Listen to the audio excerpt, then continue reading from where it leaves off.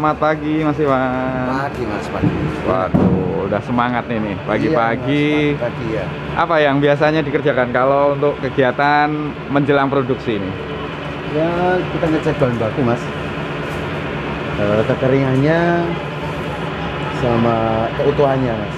Kalau ini biasa disebut apa Mas? Kalau untuk di industri triplek? Ini OPC Mas, OPC. Ini OPC Mas.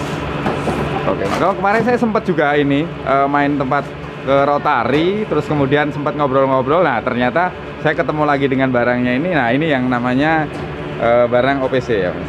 Iya, Mas. Mas Iwan, kalau untuk gambarannya OPC yang standarisasi untuk kita, untuk walaupun home industry itu seperti apa ya? Ya, seperti ini Mas. Jadi nggak ada cacatnya, nggak ada mata kayu. Untuk ukurannya, presisinya juga bagus, potongannya bagus. Kadar kekeringannya juga kering banget ini Mas.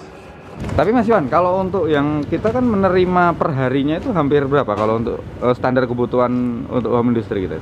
Itu 7 kubik Mas. Sekitar 7 kubik ya. Berarti hanya ada sekitar sekian ribu juga ya untuk per lembarnya ya? Iya. Apakah itu semua di dalam pengiriman itu juga memenuhi standar kriteria kita atau seperti apa? Enggak Mas.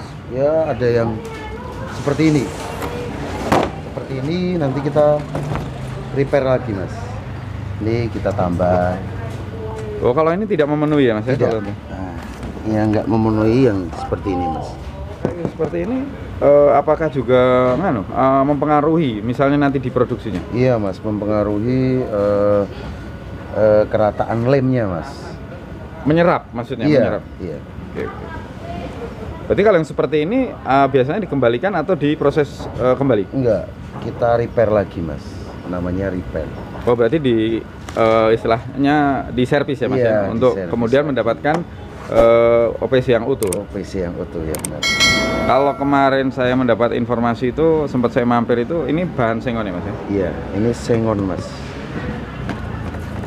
Kalau yang seperti ini Mas, secara umum ini juga dari komponen penting juga dari sebuah lembaran-lembaran yang nantinya menjadi produk dari home industry kita Mas ya? Iya, ini penting banget Mas ini. Jadi harus memang dijaga untuk kualitasnya? Iya, untuk flatnya, kekeringannya, keutuhannya juga Mas. Kalau ini proses apa Mas? Ini proses glue. Jadi proses membuat triplek itu pertamanya di sini. Bisa dilihat Mas yang tadi kita katakan OPC, itu proses pertamanya masukin glue untuk pengaliman. Mas Iwan, kalau untuk lemnya ini bisa dibilang lem seperti apa ya? Iya, ini namanya resin, lem khusus buat triplek. Jadi ada campuran bahan-bahan Iya, tertentu ya? Ada tepung, ada hardener, dan lain-lain Mas. Itu dimasukin sampai benar-benar rata, ketebalannya juga diukur, baru masuk setting. Kalau proses selanjutnya? Iya, untuk proses selanjutnya. Ini kita lihat proses settingnya dari triplek 9 mili yang kita buat produksi sekarang hari ini 9 mili MC Mas. Yang pertama adalah OPC tadi yang udah masuk glue, dilumurin lem tadi, ditumpuk, nanti nunggu longkornya. Saya lihat dia nggak cukup hanya satu lapisan aja untuk OPC-nya, jadi ada yang horizontal dan juga untuk vertikal. Ini seperti apa penjelasannya? Iya, karena bahan yang kita ada yang ready di sini itu ketebalannya nggak ini Mas. Kadang kita punya 20, punya 22. Jadi kita harus pakai 4 play untuk 9 milinya. Oh, karena mengejar untuk tebal nanti di hasil akhir ya? Ketebalan thickness-nya itu Mas. Nah, ini kemudian? Ini LC yang buat tulangnya di tengahnya. Oh, atau biasa disebut longkor ya Mas? Iya, buat longkor. Nanti ditumpuk OPC lagi. Oh, di baru OPC fishing. lagi.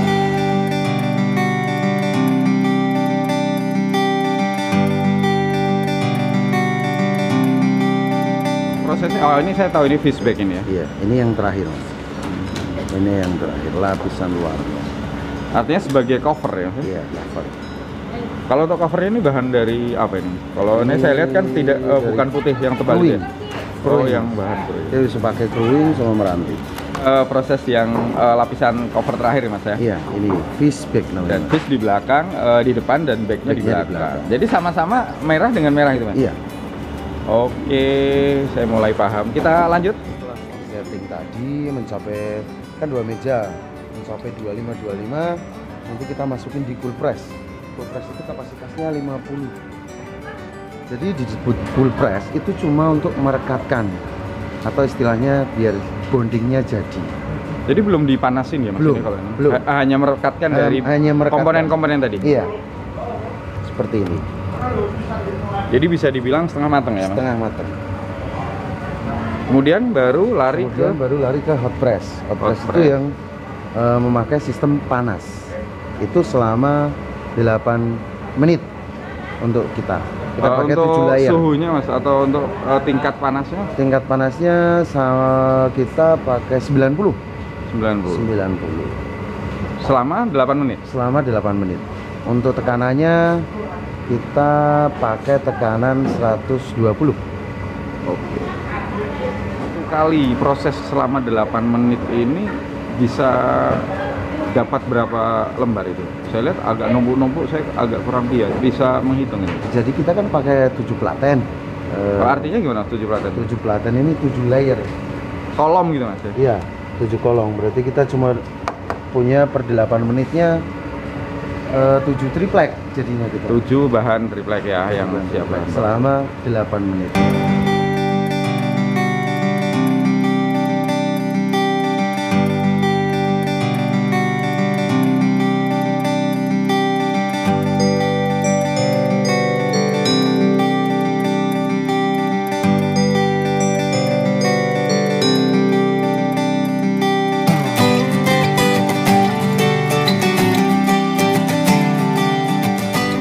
Setelah melewati beberapa proses tadi untuk barang jadinya seperti ini Mas.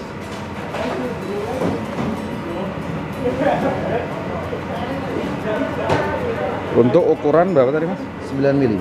9 mili. 9 mili 4 play. Kalau untuk kapasitas dari home industry kita ini bisa menghasilkan berapa lembar untuk satu hari ini? Satu hari kita satu shift menghasilkan 400 lembar.